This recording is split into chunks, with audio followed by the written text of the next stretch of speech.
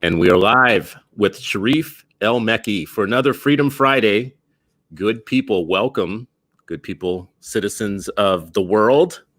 Appreciate you all joining us today. I have seen there's been some chatter already because the topic of today's show is, can you make it as a Black child through a K-12 education fully functional without having had any meaningful engagement with African philosophy and African history? This is not a new debate, not a new argument. There have been people who have been Afrocentric in education. There have been people who have been Eurocentric. There have been people who have been non-centric, supposedly, feeling as though knowledge is neutral. So you don't have to associate it with one people. But as we struggle with trying to figure out how we produce fully healthy, capable Black men and women better than the system is doing right now, which is producing many dysfunctional and not fully formed Black people. How can you make that happen? How can you turn that around without people having a strong sense of self that starts with a history of their own and where they come from? Good morning, Sharif. How you doing? Hey, man. Good morning.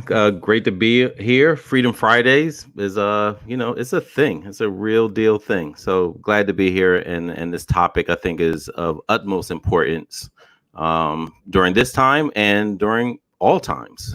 Yeah. I mean, it's never going to stop being some of the questions that we ask and answer when it comes to Black students. We've already had some people comment already. I know that people are hungry for this discussion and have a lot to add. To the people who are watching, commenting, thinking about this morning, please add and contribute to the comments. Anything that you think are good resources on the topic that we're covering today, anything that you think are unanswered questions. And I also am interested in hearing from you if you think that I have framed the question in a wrong way. And I'd love to hear from you on that. So anyways, let's dive in, Sharif El-Mekki. Why don't we just start with the most essential question, which is the one at the very top. If you are a Black child, Black youth, and you make it through your 12 years of a K-12 career without having any meaningful engagement with African philosophy or history, can you still be a healthy, successful, educated person?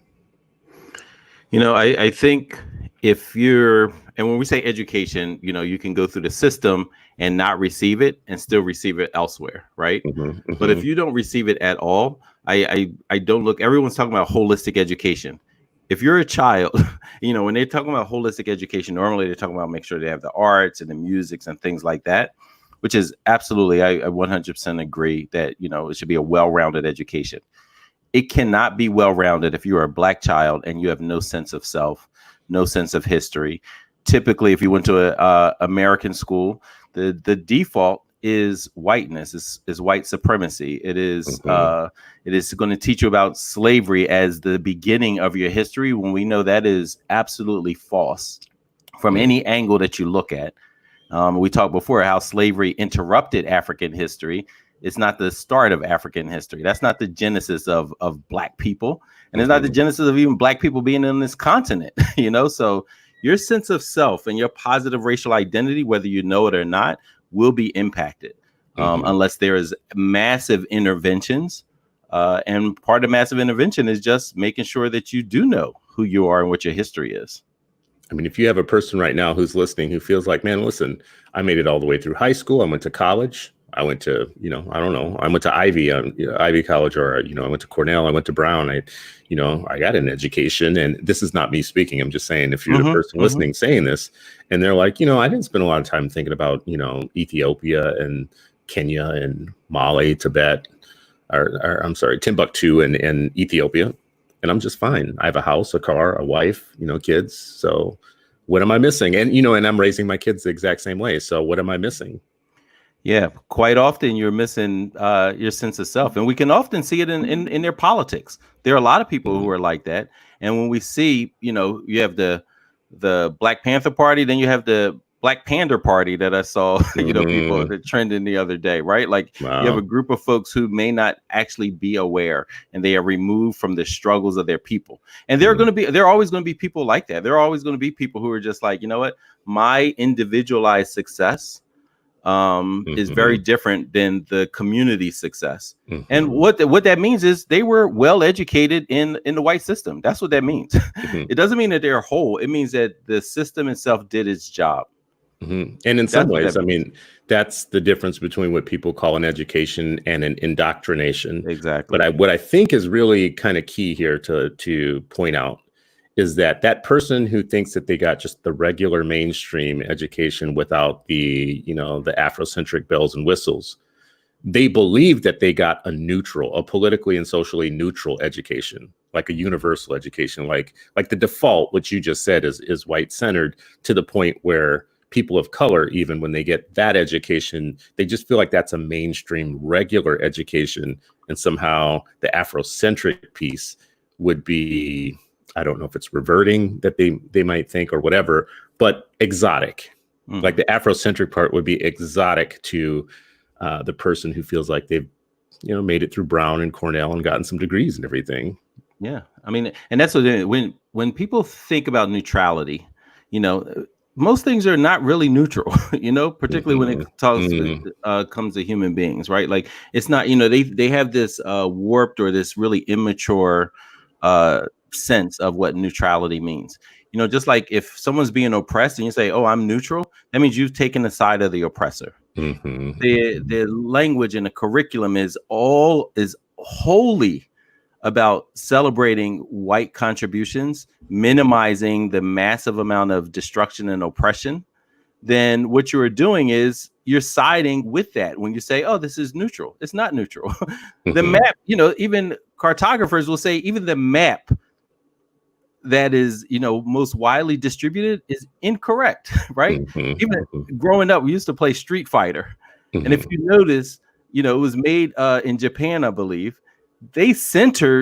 Japan was like on the center of the game itself, right? Like, and so for, every group of people does this to make sure that their children understand the history and the culture. What do they say? If you don't know your history, it's like a tree without roots. And so, yes, so for you to say, yes, I'm a well-grown tree and you have no roots, but you're still functioning, then you're a shell of yourself. And we see this often when people who had that kind of perspective, and then they end up going to an HBCU and they're blown away. They're blown away. Some just have never gotten there. And so they don't know. Like, you don't know what you don't know. You know what you don't know. And then you don't even know what like you're just like confused. And so when we look at confused black folk, my martial arts teacher used to call them just confused Negroes. We got a lot of so-called educated confused Negroes. Right? Or, you know what I've called it before, what everybody calls it, in the past was Negropeans. Yeah. So, and I'm going to be real at the start of this show. Just this is a place to be fully honest about everything. So, I had a black father who, at some point, asked me what I was learning in school, asked me about the history stuff. He'd been fairly removed up until this point of the story that I'm telling you about right now, and he flipped out. He said, "This is bullshit." He looked at what my books and all this stuff. He pulled stuff off the shelf. I was kind of mad about this as a child too. He actually gave me other stuff I had to read at home, so it was supplementary. I wasn't happy about it necessarily because here I was having to do my regular schoolwork, and then my dad was putting like a separate curriculum on me. I wasn't, all that happy about it. And then here I am, not that long ago. So I've been a parent for 30 years. Here I am just. Maybe a couple weeks ago, I asked my 7th grader, like what he was learning in history. I asked him what he had learned about Africa so far. I think that was the question I'd asked him. And he said, nothing. He said, in history, all we've covered so far are wars and stuff. And that's wrong on so many levels. Let's just be real. It's a way, just aside from the Afrocentrism, the lack of cultural and ethnic knowledge in that, just studying wars over and over again. It was funny how he said it. It's just like, all we study is war. All we study is that, yeah. We just study the wars. And I'm like thinking to myself, I bet I know who they say won those wars. So I'm not without my Negropean tendencies, on this, right? I'm going to be honest about these things is sometimes we do feel like the Afrocentric part of the education is extra or not the essential main course of the meal, for instance. How do we get over that? I don't know that you have that problem, so I don't know why I'm asking you how we get over it, but I know I'm not alone.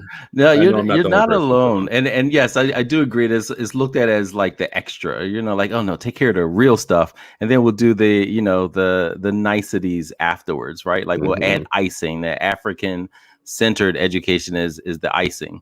But the cake is already well done and delicious.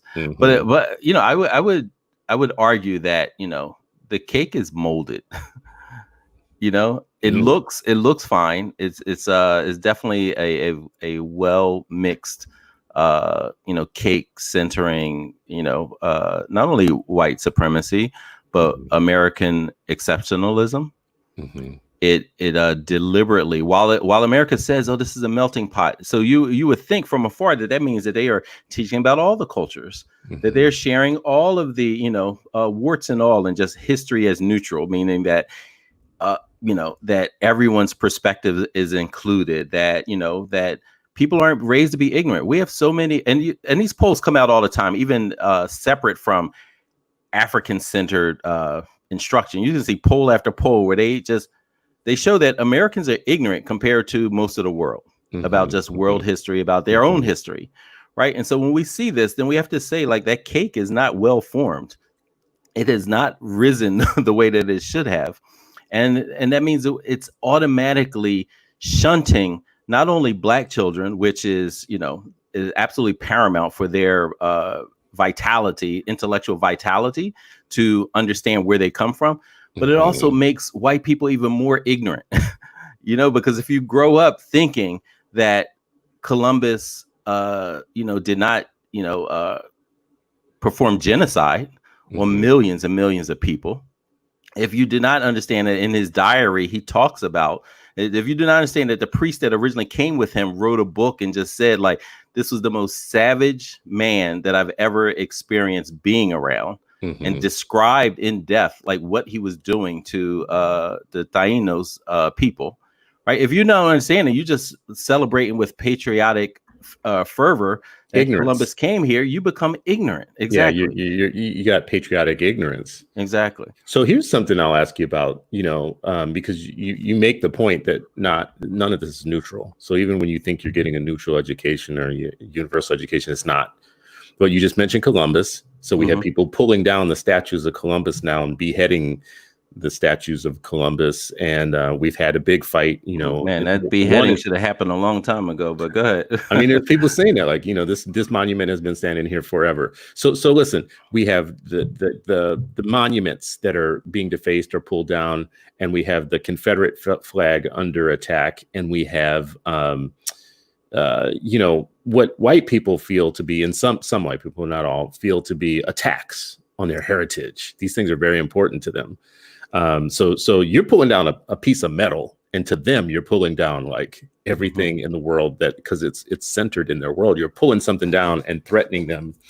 We don't have those symbols, those markers in parks and on money and in places. We do have people who have been revisionist history.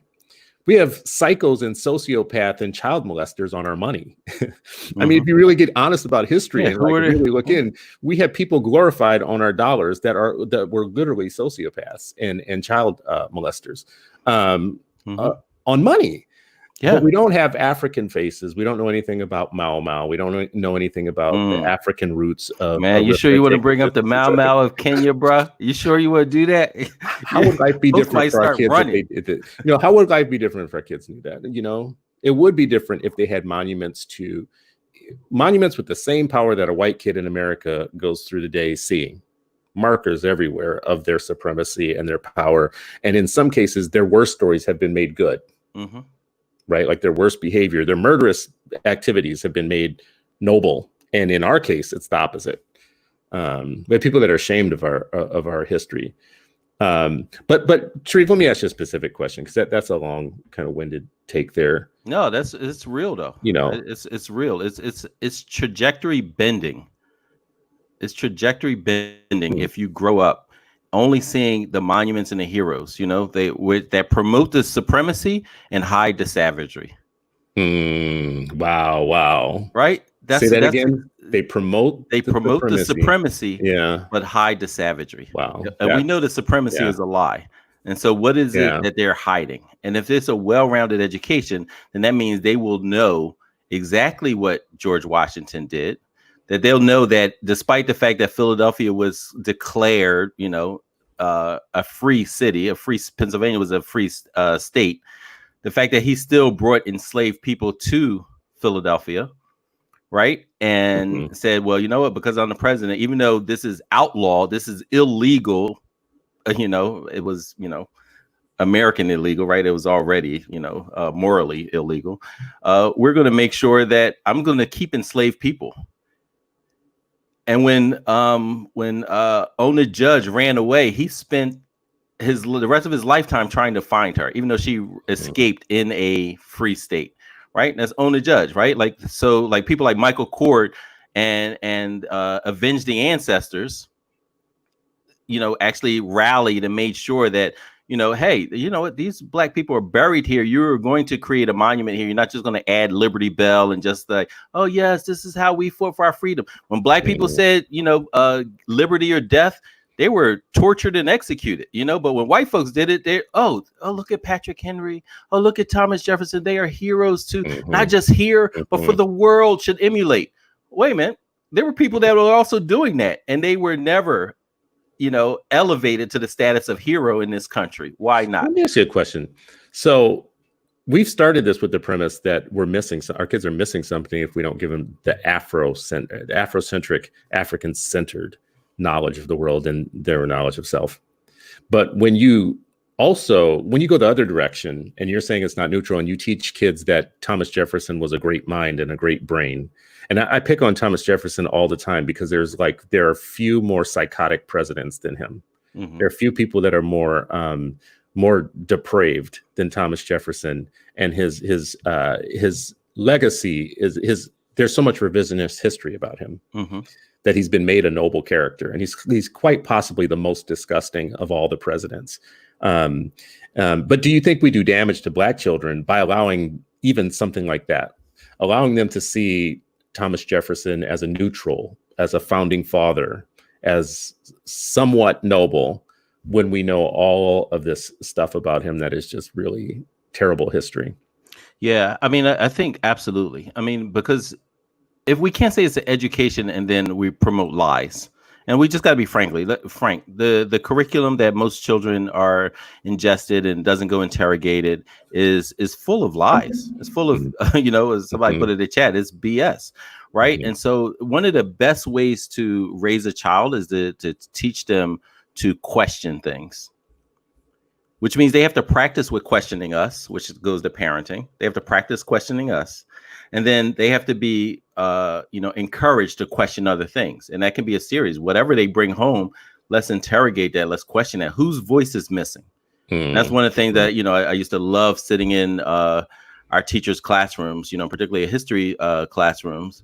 And, Abigail Henry, who's teaching 9th grade Black history, she's saying, whose voice was missing in this? All right, now she's going to bring a primary source that includes the voices that are missing. They're like, that's what they said about here's exactly what they said about Native Americans. And here's what the Native Americans say about themselves, right? Here's what they said about Black people. And this is they're savages. Well, here's evidence of Timbuktu and Ghana and the Songhai Empire, like now what? Who's lying? What's happening? That's the well-rounded education, where you still want to hear the white voices because you want to see this is how they created this paradigm, because you want that included so you can see very clearly this is exactly what they said.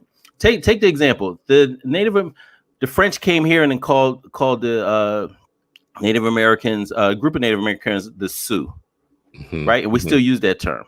Yeah. Sioux, what that actually means is cutthroat. And they're actually called themselves? For the people who don't know, they're the Ojibwe, and the Ojibwe tribe, and they call them the Dakota Sioux and the Sioux. Right. And so, but they called themselves the friendly people. Yeah. They called themselves like human beings and friendly folks. And the French called them who invaded their land, who killing them left and right. And they're saying, oh, they're cutthroat. Right. And so if you only read that, then that changes your worldview and your paradigm and your understanding. Can I ask you a question that is provocative on the people of color thing? So Blackness and Black history and Black trajectory, I think, is unique in ways that can't be lumped in with everybody else's of color emphasis. You just mentioned the Native Americans. I think because of the continuity of their culture, that they've been able to retain more of their original source and their original selves because they have reservations, they have schools of their own, they have rituals. And though they were decimated in many ways, in numbers for sure, there are things that they were able to preserve and keep from the colonists that have allowed them to remain a native people, an indigenous people, who they were, in the past. Not perfectly, but definitely different than Africans who were brought to these shores, brought to the United States, mixed up in different tribes, had their languages confused, had their religions removed and stripped from them, had all kind of like knowledge of self erased.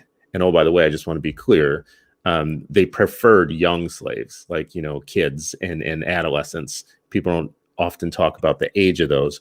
So you have a completely retrained people that aren't like Mexicans, who understand what Mexico is and what it is to them. And they've had a continuing line, not what Native Americans have. And oh, by the way, some of these other people of color enslaved us too. I just want to be like real about that. Do you feel like we have a special project when we talk about just Black? Like, not, I get all the other indigenous peoples, things, but don't we have a special project? We do. And I would emphasize that, while a lot of the Native American elders, and I had the opportunity to visit a, Native American community, in Canada, where they call themselves the First People, First Nation. And some of the things that that we're struggling with as African people, they also talked about. Some of them are saying like it's there are a lot of young Native Americans just like, hey, you know what, this doesn't look as good as other places, right? Like the grass is greener, so I'm going to go over there.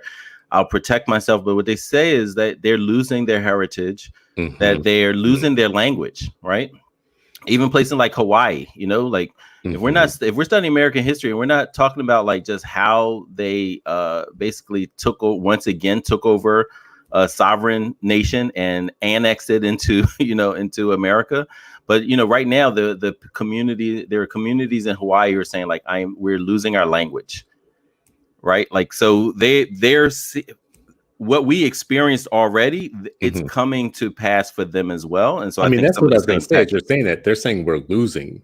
Yeah. And which means they still have it. I was about to say, which means they still have it. So absolutely. I just wanted to share that. But as a people, and that's why, and I think this is why, when you say African, a lot of times, people are talking about an entire continent and not a country, not a singular, language, not a singular nation. And so I think it's very important to understand that there were complicit tribes and communities in Africa when all this was going on, and even up to this day, right? And so we have to understand when we're talking about Africa, we're not just saying, oh, lump everything and everything was bliss and everything, but it's still absolutely vital that you know something, your people, and that that this full continent, just understanding that people grow up thinking that the entire continent, the fact that people still ask, they got electricity in Africa. They got universities in Africa. Like, boy, let me slap you upside your head. Not only did they have universities, the first universities were started in Africa, right? Like, like, oh, do they understand math? Like the first astronomer, you study the doggone people, or you study the folks. But you know what? I want to mention it's crazy. Too, African people still come here today as immigrants and clean our clock in education. So I just want to be real. It's not like they're coming from some, I love how Trump said shithole countries. I thought about this once when I was in New York. You go to New York and there's trash all over the streets everywhere, whole stacks of it. Shit I'll never see here in Minnesota. And it stinks on some corners. Smells like absolute crap and garbage. And you got a dude right in front of Trump Tower. You will see stacks of trash and garbage that smell like absolute garbage. And he's got nerve to call anything a shithole country.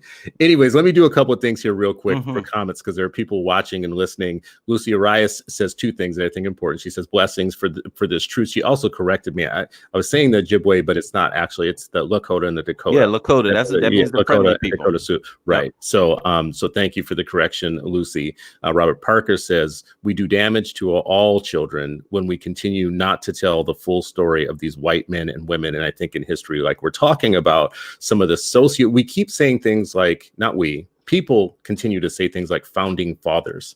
I have no fathers that were rapists, that were sociopaths, that were psychotics, that wrote things comparing us like Thomas Jefferson did he created scientific racism in my mind. He created, and if you read Notes to Virginia, he made out an entire scientific argument for why Black people would never, ever be anything close to human. They would be closer to orangutans than they would be to human. He wrote that. That's your founding father. So, and he also wrote, if there's a God, we are going to be punished. We are all going to hell. Yeah, because he knew. You know what I mean? So, like, I even, some of the propaganda that he wrote, I don't even think he believed it. I know he didn't believe it, right? Yeah. Like, because he was saying, like, this is capital. Yeah. It's like this is capitalism on these Black bodies, on these brown bodies, and that's the route that we're choosing. So and we'll go to hell later. We should deal with this too. Lucia Rice also says, let's not pit cultural communities against each other. We have a shared mission and goal, different paths, certainly, but same destination. And I think this is in response to my point about the fact that when we lump ourselves into the of color contingent, we lose some of the original sins against us. In the United States, we start adopting other people's stories. We didn't get 40 acres and a mule. We didn't get land. We had land. We had it taken from us. We didn't get sovereignty any way, shape, or form. There are many things that we are missing that the of color contingent have that we didn't. I don't mean to point that out to say anything other than we have a special project with reclaiming the Black mind, the Black soul, and the Black heritage. Yeah, and I think it's important. Like we can, and it is the Black experience in America and in Americas is a distinct experience, just like Native American experience is a very distinct experience. I think it's very important that we know each other. Like right next to, fire, like whatever books my parents had in their library. Bury My Heart at Wounded Knee and other stories of the Native American experience was right there. And that was required reading for us as well. Right. And so, what we have to make sure is that the other immigrants and other groups also learn Black history from our perspective. Because too often when they do hear about it, they've heard it from the white folks, right? How white people wanted Black people portrayed. I've traveled around the country, and some of the things that the only thing they've seen are television and media portrayals of Black folks at the worst examples, right? With the shucking and the jiving and the goofiness and the buffoonery. That's what's pushed. That's part of the package of American democracy. People should know. Right. And so it's very clear that we have to make sure that we are protecting our legacy and our history and raising informed children who can question, who don't internalize. The worst experience is for a Black child to internalize that they are subpar. Which I mean, honestly, is like if you want to talk about pandemic, that is a pandemic that already is happening. Like exactly. I've said it in previous shows that our kids are born as hardware, but the operating system, the software that's installed into them is pretty strong, and it's got all kinds of viruses in it that create all kinds of behavior in our kids and our children that if I was like trying to do it on purpose as a master racist who lived up in space and I wanted to do this on purpose, it couldn't be working any better. It couldn't be working better. I do want to go back to this point about let's not pit each other against each other, though.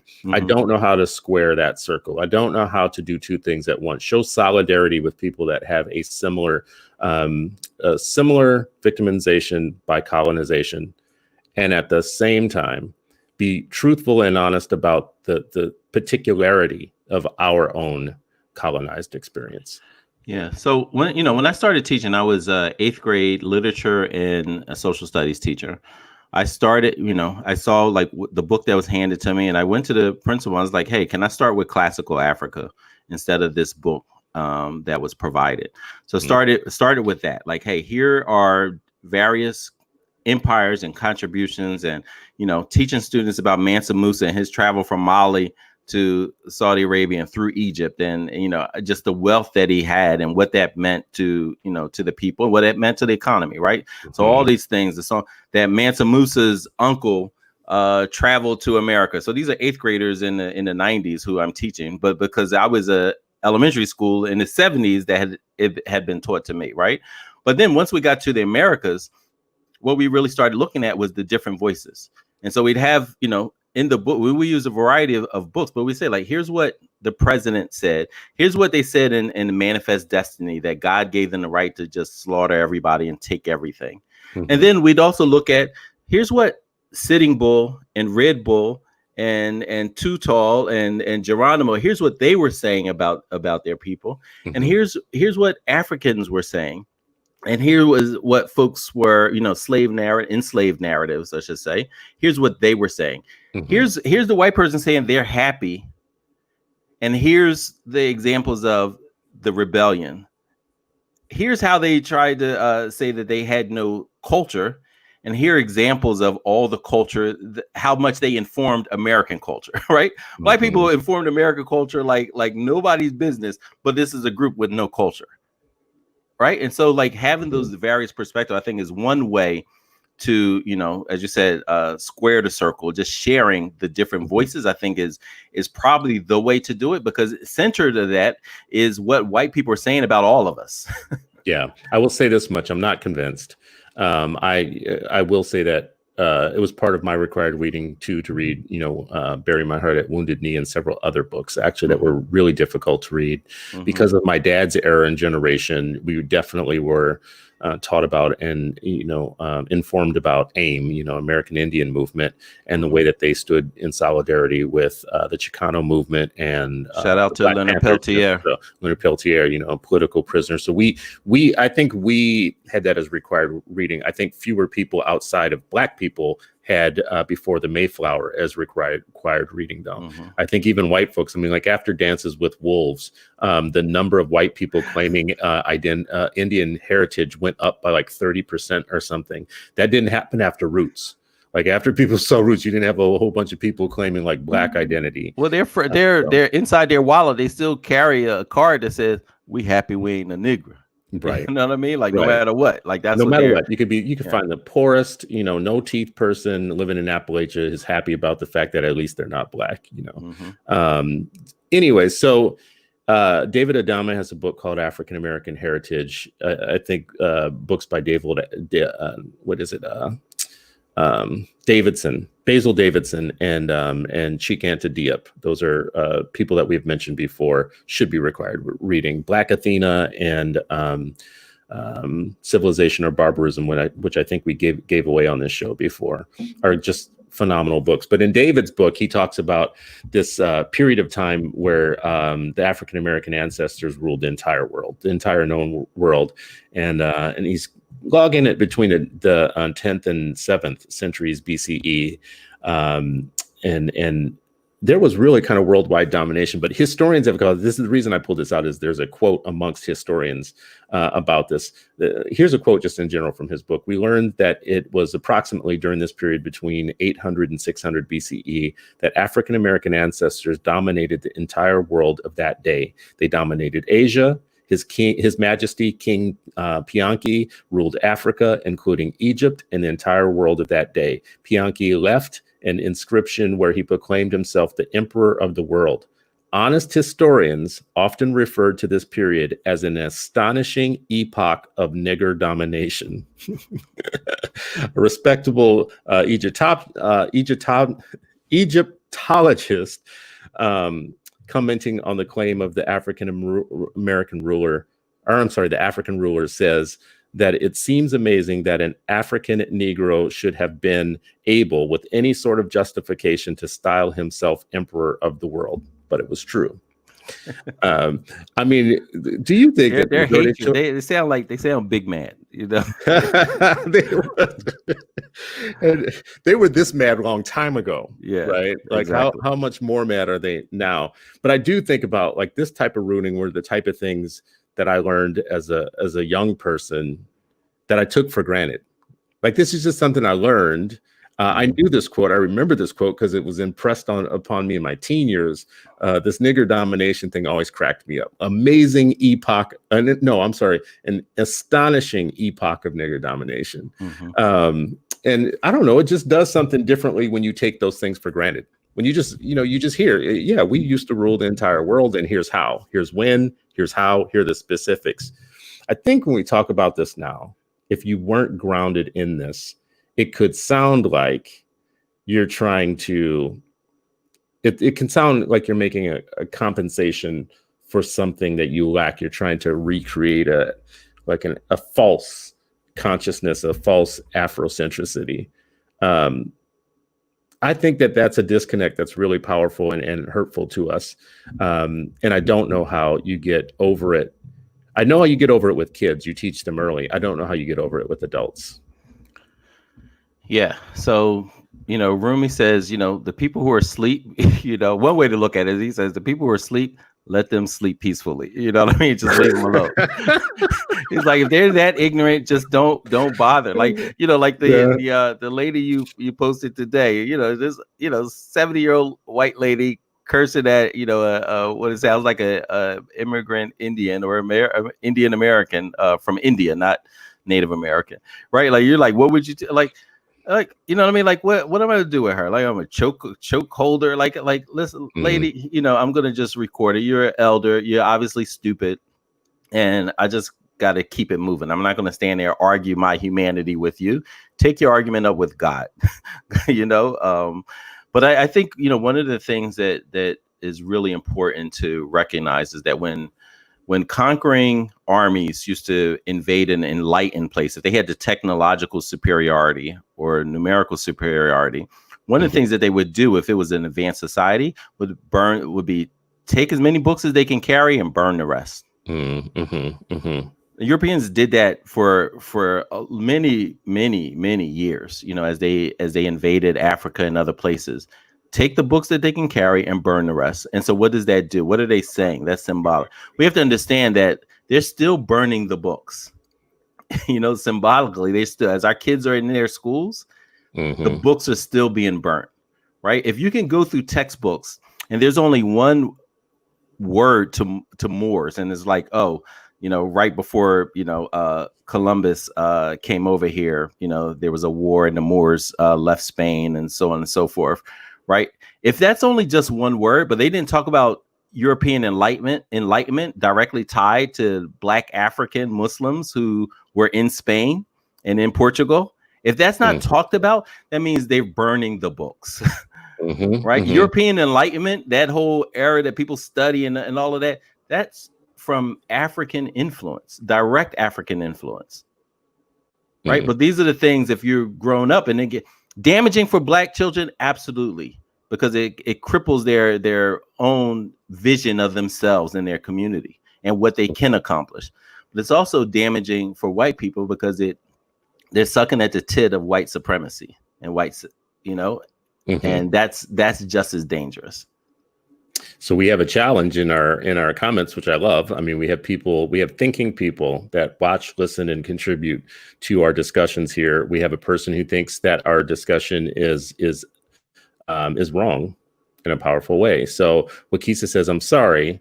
Well, first of all, let me go back. There's two comments here. Wakisa says, the question of how can Black children be fully educated without Afrocentric education answers itself. Black children can't be. This discussion, and this is the however part, this discussion has shifted more to a criticism of white racism than a focus on African-centered education. So that's a critique of this conversation that we're having right now, is that we are wandering from the premise of African-centered education and learning, from that to the things that prevent us from having it, and a critique of white supremacy and white history, whatnot. I'm not necessarily convinced that those are two different discussions, because I think one of the barriers to truly getting to so if we say African-centered education, let's just start with that. What do you think we're meaning as a definition when we say African-centered education?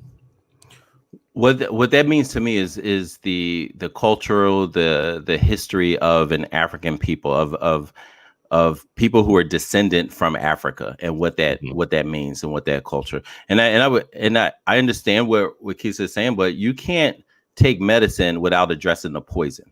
If you're still poisoning yourself and you're just adding medicine to it, what does that do? They don't just just negate each other. You're not going to improve. You're still we have to remember the conscious mind and the unconscious mind. And we have to recognize that the smog of white supremacy is constantly being ingested. And then sometimes they're put into a tank, and which are the schools, and that door is locked, right? So it's one thing ingesting it in the air, and you see the money, you see the statues, you see you see the media. Take that to an impressionable child in their most vulnerable years, and then locking them into a you ever see in those those sci-fi, you lock them in, then turn the smoke on. Like that's what schools are. And when you're talking about like the history, so you taking medicine without addressing poison is a folly. And Ray Ankrum is TEAT. You spelt it wrong. I know. Anyways, see, I'm not even going to touch what he's writing in these comments right now. The point that you just made to me, I always look for strong examples. The strong example to me of that is we have many communities in the United States that the lead is much worse than it is in Flint, and the children in those communities have been poisoned so badly with lead that it can't be remediated, which means it goes past a certain point where you can't actually treat it anymore. It's like it's just there. You got a problem for life. And when that happens, you have things like learning disabilities and others. So I think like what Wakisa is saying is at that point, you should be talking more about going upstream and talking about like what good health sounds like, what good health for these children would be. And I'm thinking it's hard to talk about that when you have some remediation to do to get people back to good health, right? You got to get the lead out of the water before you can talk about good health. And while you're doing that, you also have to address why so many Black children and who turn into Black adults think that they don't even deserve good quality things. And we see this from Black children who are interviewed and say like, well, we got this school looks like this because we're not worthy. We're bad. We do this. And they have no idea of like what the school funding, the oppressive school funding looks like in Pennsylvania. Right. And so then they're handed this and they're like, oh, we destroyed this, or we did this, or we did that. Right. And so that blaming and not understanding the system behind it. They're just looking at the symptoms of oppression and they have no idea what's behind the facade of we're all American. We're not all American. Well, I mean, we're all American. We have all the rights of an American. Well, this is where you'll start, getting into arguments internally with Black folks, like an intellectual civil war. You'll have Black folks say, I'm absolutely American. Especially with the level of investment, we built the country. We built the economy. We built the White House and the Capitol. We built your economy. We built everything that you have and hold dear today. There is none of it that was done without us. There is nothing more American than a Black person who lives here and was born here and is the descendant of people that built all of this. So when people even say that they're, well, I wasn't part of slavery. I came here from Ireland in the 40s or the 50s and worked hard and worked my way up.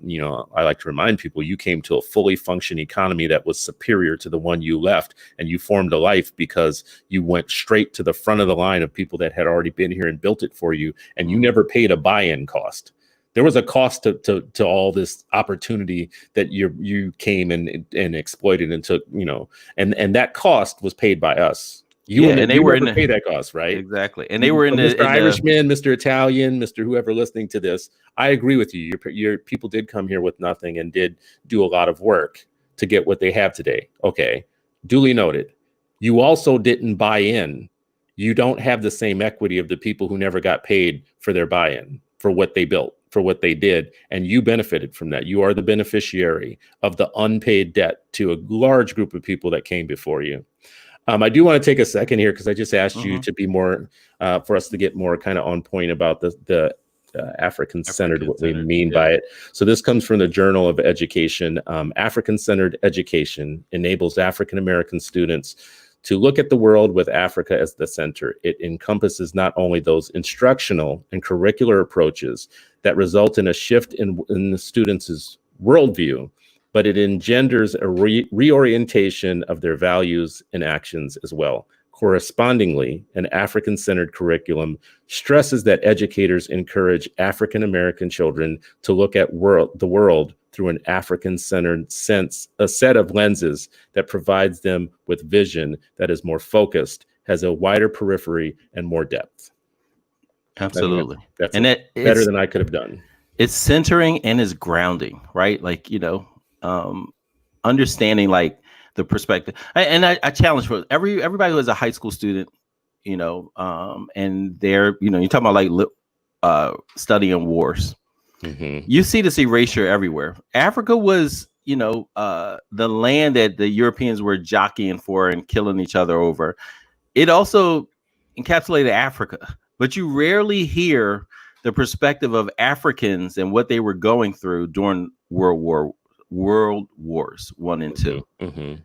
Right? Like you don't see that, all the jockeying and all this. And what did it mean for people who were trying to, get their independence? And what does that mean? How many people study the independence movement from colonial Africa?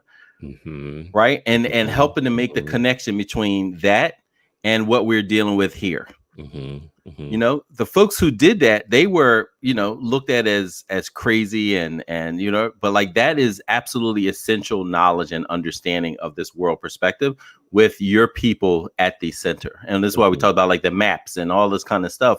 Like they're not just the practical, but it's also the things that people ingest. The unconscious self-hatred or the unconscious belief that you're subpar is even more damaging. And so when your original example of the person who went through entire education of white supremacy and missing key, like not understanding key things is absolutely, crazy to me. When Dr. Cole tells me about, students who grow up in Oakland and don't know about the Black Panther Party, like it's hard for me to wrap my mind around that. But that means like the education we talked before, some people get schooling, and that's not the same thing as education. When Carter G. Woodson said there's a whole lot of, ignorant college educated folks, college education doesn't make you, a college degree doesn't make you educated. That's real. Sometimes and we have a whole lot of educated, sometimes exactly. It's the opposite of educated. All right. So there's somebody who is watching this who's going to definitely be thinking what I'm about to say.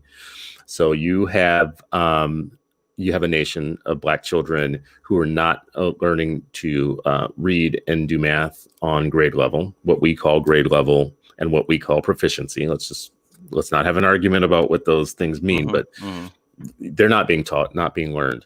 How would knowledge of the fact that mathematics, originated in Africa, or that, it required geometry for the Egyptians to do everything that they did, how would that actually help a kid in Compton, a kid in, Nashville, a kid in Detroit acquire the basic skills that we're trying to teach them on a regular, everyday basis?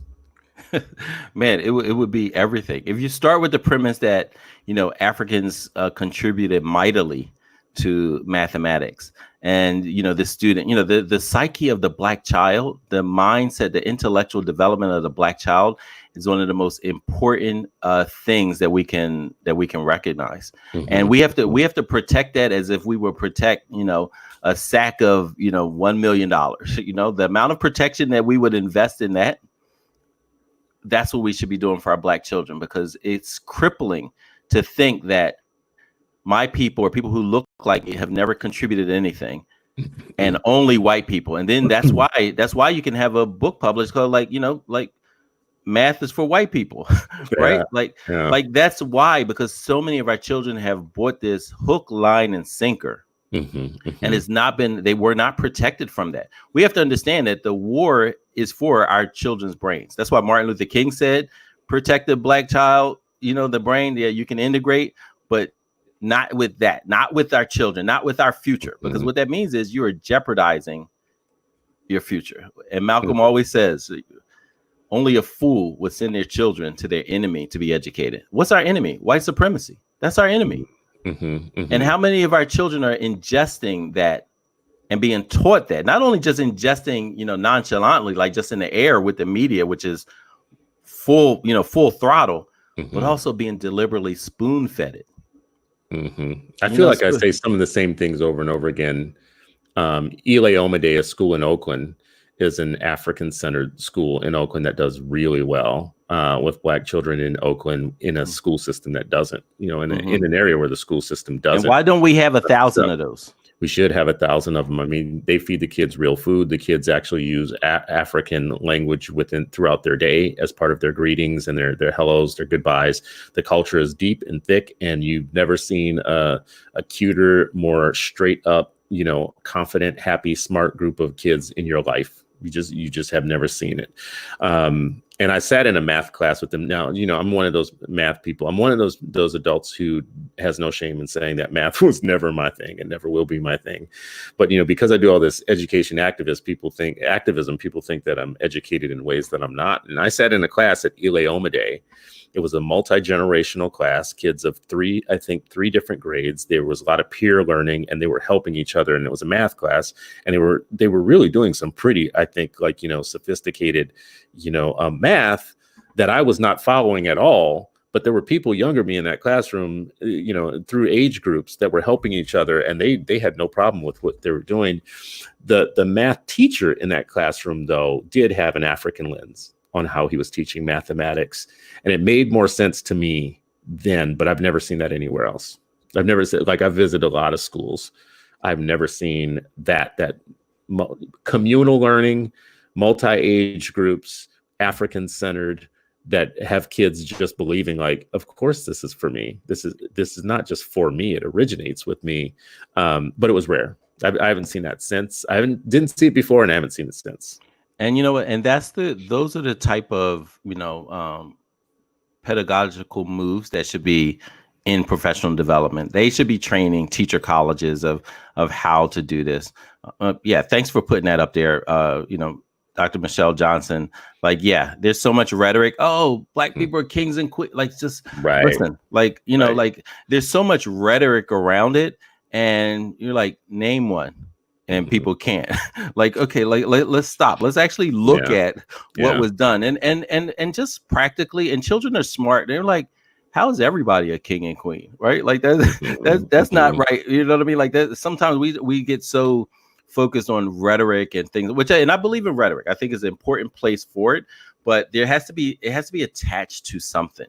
It has to be attached to something. Actually look at what Songhai and Ghana and University of Timbuktu and Mali, look at what was going on. Look at what was going on in the Congo prior to Leopold getting there, right? There are other ways to do that where you add the practicality where people can see, tangibly, this is what happened. You mentioned the White House, sharing. Here's everything. Don't just talk about Black people's contributions to the arts. Talk about it. The arts and music. Yes, talk about that. Because I hear that way more than I hear about the scientific contributions of Black people, the architectural contributions to Black people. You hear less of that. And that's what white folks need to know. They need to know that there was a Black architect who helped design the art museum in Philadelphia.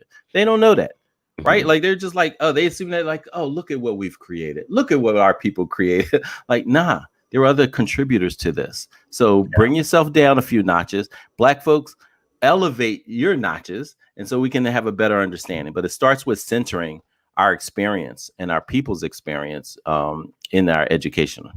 Do you think we romanticize too much? We don't get specific. In keeping with Michelle's quote there, we talk about the kings and the queens, and then we form programs and we call the kids kings and queens as if everybody was a king and queen, and there were no people that performed other levels of governance in Africa. And that becomes, in my mind, it might be answering my own question, a superficial Afrocentrism. It's what I've called Afroplastic. And do you think we do too much Afro-plastic and not enough Afro substance? Yeah, I'd much rather have Afro substance. I'd much rather have that, tangible, like, hey, here's the architect, here's the mathematician, here are the astronomers. This is how they predicted using the stars to what to plant and when to plant, right? Like that science is, I think, far more important. If we just looked at the science that that Africans used, right? If you listen to how they talked about the ships that they made, understanding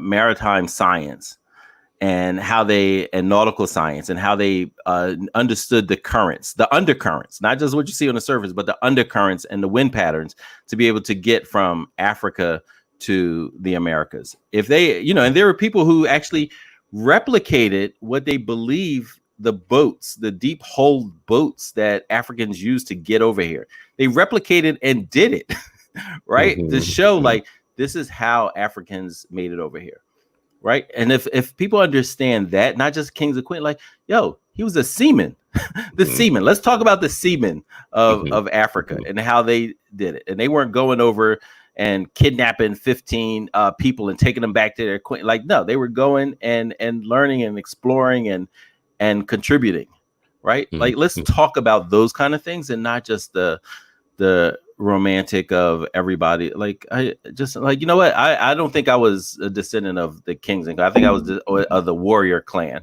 the warrior line, right? Because when we say, and hopefully next week when we talk about like Africa, and I really hope Dr. Greg Carr can join us to talk about this. There is, in African society, part of the education was an apprenticeship and an internship. And so you did an internship with someone who was an expert or a master level of something, right? And that was part of the education. You were learning a craft and you were learning it from the very, very best. And so if we apply that to now, are the people who are leading the classrooms with Black children, are they the craftsmen? Are they the master levels of their art? And is that who's teaching our children or no? Well, the thing that I saw, like at LA Oma Day, the communal part of it, the learning is communal, the multi-ages working together. It's not just some teacher standing at the front of the classroom. There were kids were at the board and directing things, and that kind of wise teacher was available to everybody. It was very interesting. As we bump up towards the end here and try and wrap up with some final thoughts, and we always do this, there's so much more to discuss about these issues. What would you say that an educator or a school leader or a person listening to this conversation who's not necessarily convinced or initiated in the faith of like, Afrocentric education is essential for the Black child getting any type of education in the United States? What's your final word to them on this topic? Yeah, my final word is then that means that you automatically are defaulting in acceptance that, Eurocentric education is the best for your child. And if you believe that, then that's, God bless you and may God guide you, because, ultimately that's what you're saying. If you say that this Black child does not need to know their roots, their culture, their history, and you're fine with a curriculum that was specifically built and created to erase you, and you're saying like, it's still okay for me.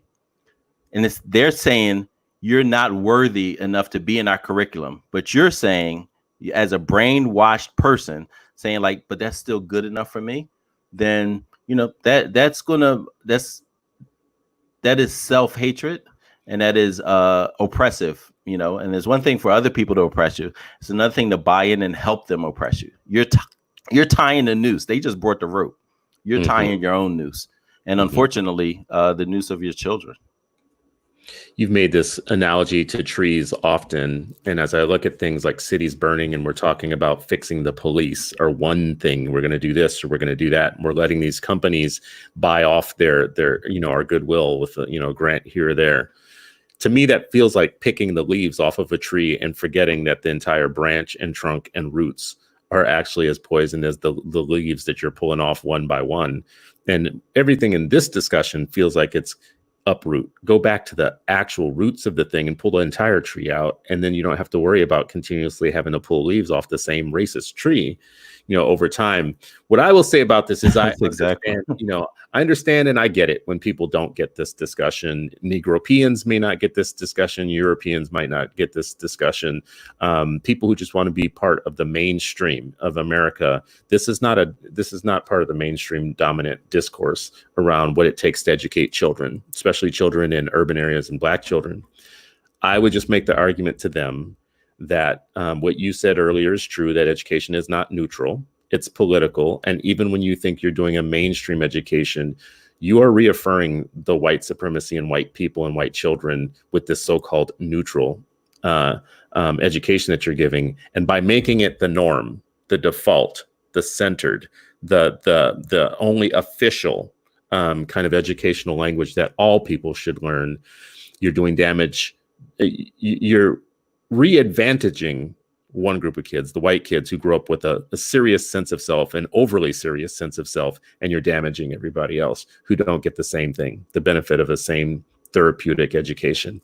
There are things, if we look in Kwanzaa, at their principles, for instance, the principles in that self-determination, collective work, cooperative economics, purpose, creativity, and faith, like love it or hate it or whatever, if children actually had grabbed onto these sort of things and believed them in Black children, you could build a confidence in them. But what we call character education, we don't mind it when you call it character education, like teaching kids the virtues and the values. Conservatives love that. But what's wrong with teaching it through an African lens if it's still going to teach you self-determination, collective work, cooperative economics, purpose, creativity, and faith? Things that are like essential for a healthy person in child and community and world. So, Sharif, thank you so much, brother. I get so much out of these discussions. No, same here. My mind racing, and then I have to for the rest of the day just have to be thinking about stuff. So yeah, and as you said, the audience, what they offer, they while we're talking and sharing, they're also sharing, at the same time, and I just love it. Just every time afterwards, I'm going through. I just see even the one that you have up there. Absolutely, I encourage teachers, be an expert in the content. Just as soft, willy-nilly stuff. No, don't do that. If you want to create the best scientists for the future, then make sure you're an expert of science so that you can help that next generation get there, right? So all of those things, I just really appreciate it. And I just want to mention something really quickly as we end. Someone mentioned that there are parts of Africa who have no idea, students who have no idea about that their ancestors were kidnapped. Our ancestors collectively were kidnapped from and stolen and bought, and enslaved. And it is true. My wife is from the Congo. She went to, schools in Kinshasa, and she says it is not something that is taught. She's like, there are many people who go and seek the knowledge, or families who seek it. And so that's one area we can just start really reconnecting, because the crisis in educating Black children is not just here in the Americas, it's in the diaspora. No, and you're gonna quickly run into Pan-Africanism once you get into that conversation right now. So we've talked today so much about American born Black people, but that eventually is going to get. There's no way for it not to get to Pan-Africanism and the shared experience of Black people in all of colonial world. Exactly. RBG, baby, RBG. Red, black, and green is me. Red, black, and green, yay, bo. So you're gonna start a revolution here in the mornings. Listen, this has been another Freedom Friday show, the Citizen Ed Freedom Friday show. It's my favorite day of the week always, because it gets my mind racing. You all who are watching and listening to this and commenting and sharing this are actually the best part of this to me. It's a conversation I'm always hungry for, and it's nice to see it in other people too. I appreciate you. I appreciate everyone who listens and takes this time, this hour. I don't take it lightly that you take an hour out of your morning to spend with us on this. So thank you all so much. Share it with other people if you think it has value, because we just, the more engaged in this conversation, I just think the better and more powerful it is. So thank you all. Have a blessed day, a great weekend, and do your best to not just keep picking the lead.